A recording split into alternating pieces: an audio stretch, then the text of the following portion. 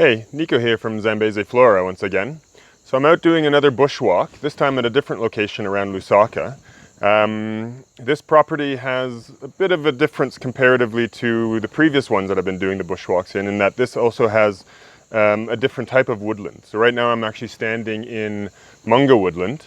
It's usually an acacia, combretum, terminalia dominated woodland, most usually occurring on more alluvial soils, kind of laid down. These tend to be deeper soils, sandy to kind of a sandy clay, sandy loam texture, where trees can actually get their roots usually deeper, although they still do that in Miombo. But in some rockier habitats, it's a little more difficult. Right now I'm standing under a little grove of Peleostigma thonginii. Although, as you can see behind me, the woodland kind of opens up a little bit more. In Munga woodlands, you tend to get the overstory of trees and then an understory mainly of taller grasses and things like that. So we're going to have a little look around to the Munga woodland, see what we can find that's in flower. And then, if we have time, we'll move up into the more areas of Miombo on the same property and see what's going on there. So here we have a little Lantana species. This is Lantana angolensis. Now, our biggest problem, one of the biggest weeds in Zambia is Lantana camara from South America, which grows into quite a large shrub. This one will get into a shrub, but not nearly as large. It has these kind of lovely little purple lavender flowers that come out. This is at least a native Lantana and is not anywhere close to as common. Usually growing from a woody base with annual shoots that come up, enjoying the shade underneath here of a African wattle, Peltiforum africana. And there's two plants of it here I've just come across, but this is the only one that's flowering at the moment. This is Tricliceras longepedunculatum, formerly in Pteridaceae, which has now been incorporated into Passifloraceae. This one grows again from a fairly stout woody root with these little rosettes of linear lanceolate leaves and this kind of long peduncle from which it shoots up a number of these scarlet red to orange flowers. Very early flowering, this one sometimes even before the rains, just growing here in the path as I kind of enter from the Munga woodland into more of an open grassland area. This is a more thickety section of the Munga. As you can see, it's kind of a tangle of branches. These are older trees, but just there in the distance, underneath the upper canopy, there's a lot more seedlings of the Dicrostachys coming in. I'm standing under mature Dicrostachys that are dying off effectively, although some of them are reshooting here. Munga, I do believe, in one of the vernaculars, I think from the eastern part of the country, generally translate as thorn. And this area is definitely full of thorns of the acacias and this Dicrostachys. But then we've also got a little Grewia in Malvaceae here. This is Grewia pachycalyx. This has lovely white flowers when they open. Just acting as an undershrub starting to climb this Dicrostachys here. But there is not much to see. Basically, it goes on like this for quite a ways and stuff like that, but very difficult areas to walk through. So this property also has some game animals. And here we've got the giraffe. Such majestic kind of creatures and whatnot. But lovely to see these guys, but you can't get too close. Sorry about the shakiness of the video because I have to kind of zoom in to see these guys, but always a pleasure to come across them. So now I've moved up into the Miombo woodland, the Brachystegia woodland section. There always seems to be a lot more kind of flowering here, it seems, for whatever reason. But here we've got a lovely little subshrub. I do believe this is Psychotria pumila. Pumila meaning dwarf. This is barely growing 10 centimeters off the ground. Looks like there's a bit of a solitary bee there that was there to pollinate it just now. Oh, he's back.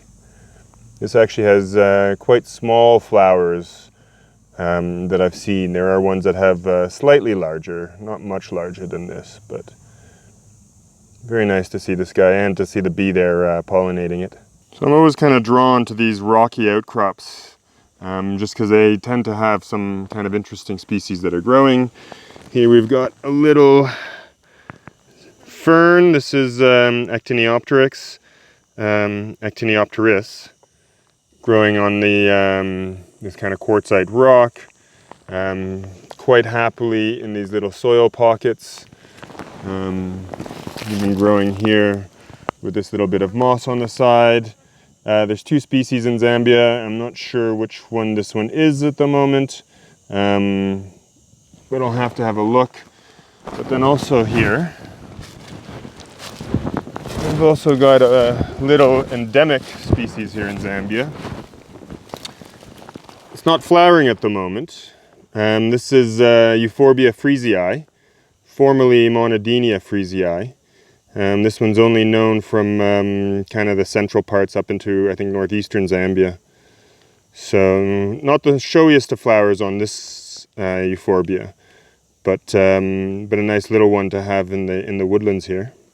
We've got a nice bit of open woodland here, and just kind of came across this Gladiolus atropurpureus.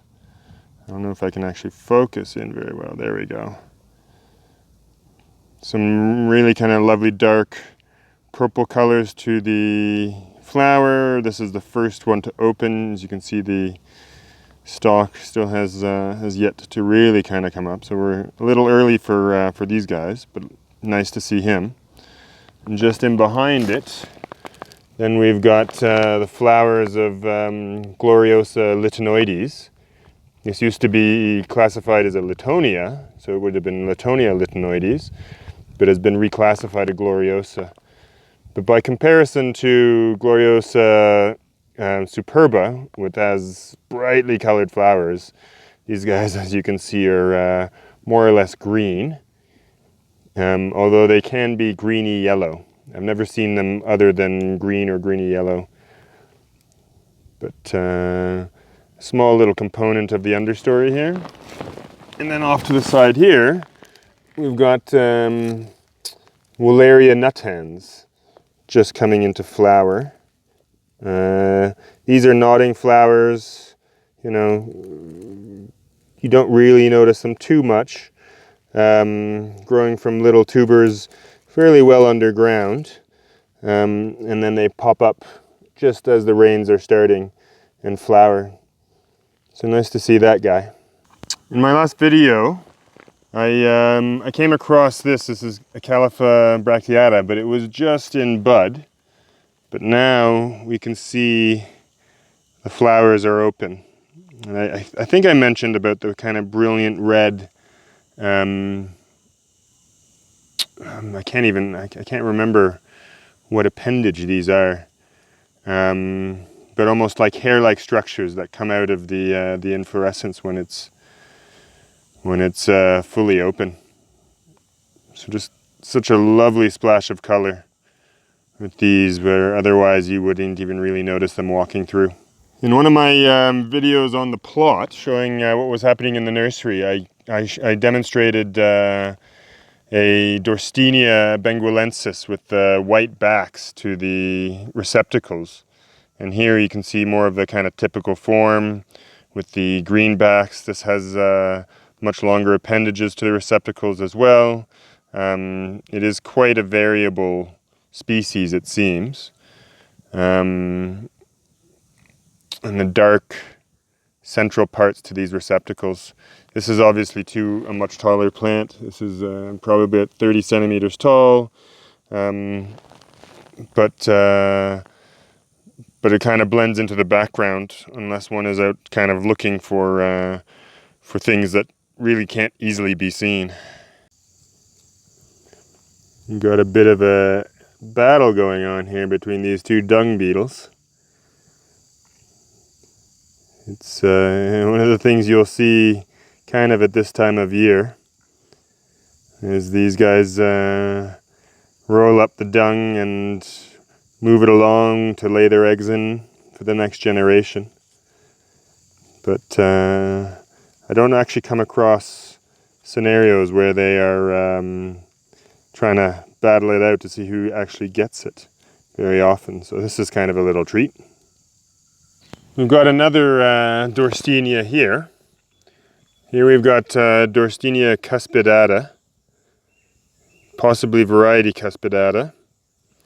As you can see, the receptacle is differently shaped. This one is not circular, as in Benguelensis. This is more almost star-shaped or triangular, effectively. And it's got these kind of nice, very long filiform appendages to it. Leaves are slightly bigger, but otherwise quite similar looking if you just pass by it. But you definitely have to take note of the appendage or the receptacle shape to kind of see the difference between these guys. But I think that's going to be it for me today. I've got to run off and meet somebody. Then the sky is also changing. It's getting quite overcast. We could be getting some rain again soon. But if you like this video, please give us a thumbs up, share, comment in the section below. Always nice to hear what people think. And until next time, cheers.